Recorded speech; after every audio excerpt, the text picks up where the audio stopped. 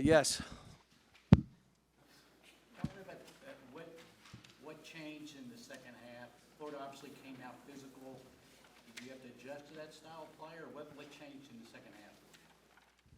Well, the players changed. I let Orlando do most of the coaching in the first half, and I just said, all right, that's enough of this.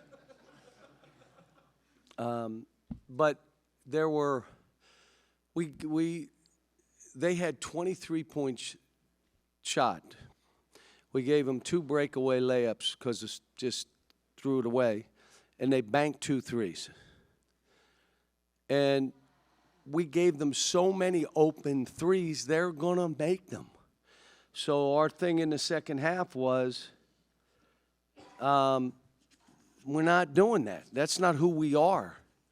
And the guys locked down defensively and played. I thought DJ Wagner was as good, and he played for us, had 1 turnover.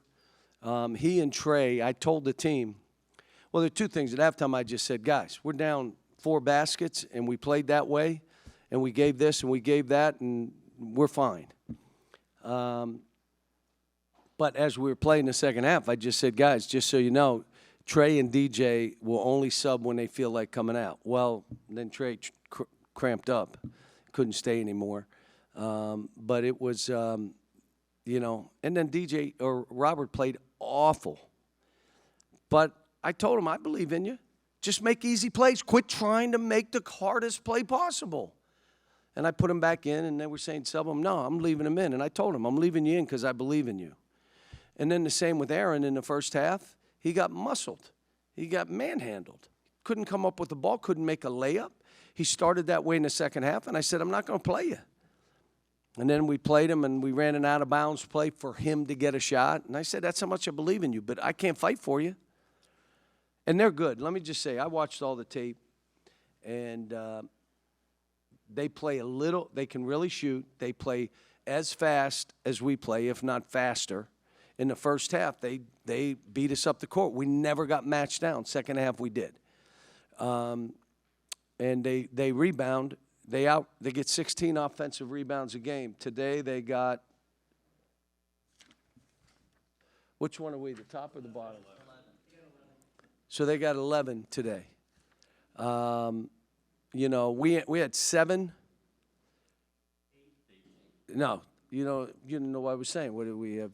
Ed McMahon here, finishing my sentences. We had 9 turnovers, and we had 7 in the first half. Well, that's not who we are. We're like one of the lowest in the country, but we had one guy have 4. They all look good, except they were layups for the other team. So we got work to do. I mean, Tom just told me we had 5 freshmen in there at one point in this game, in this building, when they're playing out of their minds. How about, where'd you think this was going when we missed 2 front-end one-on-ones back-to-back? That just tells you this team never – they're a bunch – I don't care that they're young. They're dogs.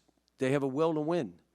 They were playing to win the game, and that's why I wanted Robert in at the end offensively, because I knew he would play to win the game because that's his mentality. Aaron's 3 at the top. I mean, he does it in practice. He's done it in one game we played where he made a 3, and that's why we ran that high ball screen, throw it back to him. And the kid had the courage to make it. The thing I would say, when you're playing bad, the past couple of years, if a guy played bad, he just was bad the whole game. Just how it was. He'd go 1 for 15. This team, the good news is if you're not playing great, I can sub you, and it doesn't hurt us that much, your play. And I've told these guys 1,000 times that. You don't have to be great every moment you're playing. We have enough guys now. We'll just sub and then be ready for the next sub or the next game. So, but it was this is where you find out, where you are right now. And pleased for our guys. But then, this thing flips around and we play again on Tuesday. Kidding me? We got 2 a week now. Kind of going off that, you guys only shot, I think it was 5 for 20 from 3. You mentioned the turnovers, more turnovers than assists. What did it say that those have been your 2 strengths, but you guys found a way to win even though those numbers weren't good today? Couple guys. You have 1 or 2 guys have a will to win, and you make sure they're in the game. How about that, like coaching genius? you leave those guys in and let them do it. John Wall hit me today or yesterday and said, hey, let them play loose and just make sure they know the team's better, so they may have to have the next play. But let them play. And we're playing random, and I'll be honest with you, so is Florida. A lot of their stuff is random, and they're going to win a lot of games. You know, I watched them, like even Baylor. They could have beat Baylor. They could have beat Wake. They could be undefeated. I mean, they're good. And the biggest thing they have that most teams in college don't have right now is size. If they had played us earlier in the season when we didn't have any of our bigs, we couldn't have won this game. No way. Now we have we have our 7'2" guys too now. Given what you guys had to overcome from that first half, given the assist-to-turnover ratio, what did you learn about this team, and especially the young players, to execute late and come out with a win on the road? That they can get themselves changed within a game. That's hard now. You start playing bad and you flip it around within the game. Now that means you're a 5-star player because you've lived it. If you're anything down there and that happens, it's hard to flip it. You play bad, I'm bad this game. And we had, you know, a bunch of guys out there that struggled, and we figured out a way to win. Made shots. What did we shoot from the 3 in the second half?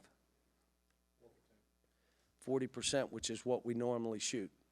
Was I correct in saying we were 1 for 10 in the first half? So let me ask, how did we win this game? Got a bunch of stops down the stretch. What was the key defensive move? And we rebounded. Stop includes that rebound. And they were 1 for 10 from the second half. They were?